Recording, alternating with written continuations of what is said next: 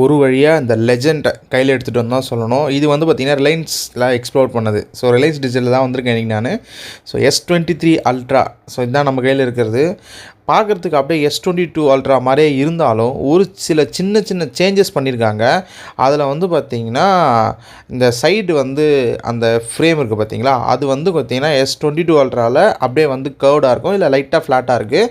And then வந்து பார்த்திங்கன்னா கேமராஸில் வந்து சேஞ்சஸ் பண்ணியிருக்காங்க. டிஸ்பிளேலையும் பார்த்திங்கன்னா பிரைட்னஸ் கொஞ்சம் சேஞ்சஸ் ஆகிருக்கு. மற்றபடி இன்டர்னல் சிப் சேஞ்சஸ் ஆகிருக்கு.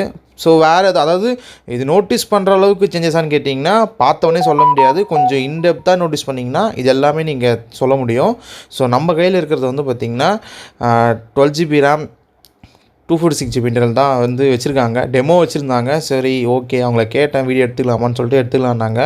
ஸோ இன்னும் ஃபீல் எப்படி இருக்குன்னு கேட்டிங்கன்னா ஆஸ் யூஷுவல் சாம்சங்கோட ஒரு ஃப்ளாக்ஷிப் எப்படி இருக்குமோ அதே மாதிரி தான் இருக்குது. இது வந்து பார்த்திங்கன்னா ஒரு நோட் சீரிஸ் செட்டப் மாதிரி தான் இருக்குது.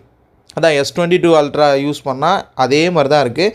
அதே 6.8 inches டிஸ்பிளே தான், அதே 120 Hz ஃப்ளூயிட் டிஸ்பிளே தான். அதே மாதிரி 1 to 120 வந்து பார்த்திங்கன்னா இந்த டிஸ்பிளேவால் கொண்டு போக முடியும்.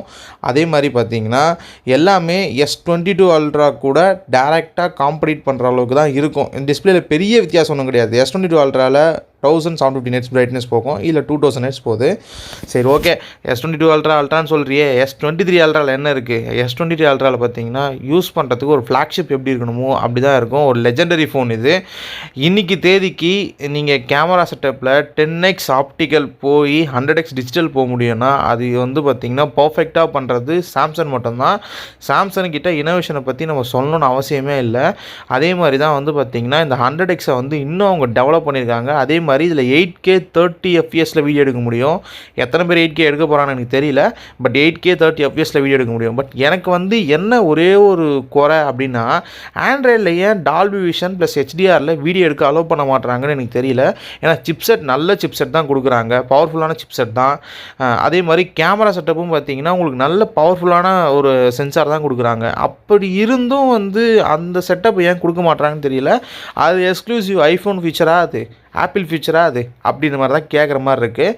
ஆனால் வந்து இவங்க ஏன் பண்ண மாட்டாங்கன்னு தெரியல. பட் இதில் வந்து பார்த்திங்கன்னா ஃப்ரண்ட் கேமரா வந்து 10 MP தான்.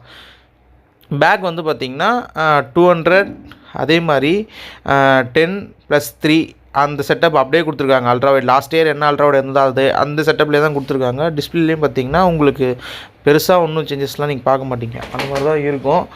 ஸோ மறக்காமல் இந்த ஃபோன் நீங்கள் பார்க்கணுன்னு நினச்சிங்கன்னா தாராளமாக ரிலையன்ஸ் டிஜிட்டலில் வச்சுருக்காங்க, போய் ட்ரை பண்ணி பாருங்கள். கண்டிப்பாக வாங்க முடியாது, அந்த மாதிரி ப்ரைஸ் செக்மெண்ட்டில் தான் இருக்குது. இது கிட்டத்தட்ட 1,28,000 starting price.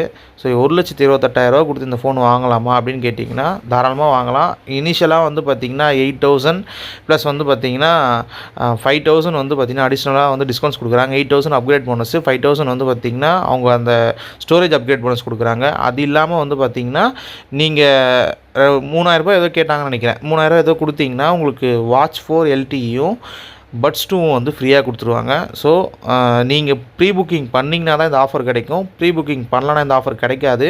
So 200 MB camera எப்படி இருக்குன்னு கேட்டிங்கன்னா டே டு டேயில் யாருனா ஒருத்தர் வாங்கினா செக் பண்ணி பார்க்கலாம். பட் என்னால் வாங்க முடியுமான்னு கேட்டிங்கன்னா இப்போ இருக்க நிலைமைக்கு இந்த ஃபோன் என்னால் வாங்க முடியாது.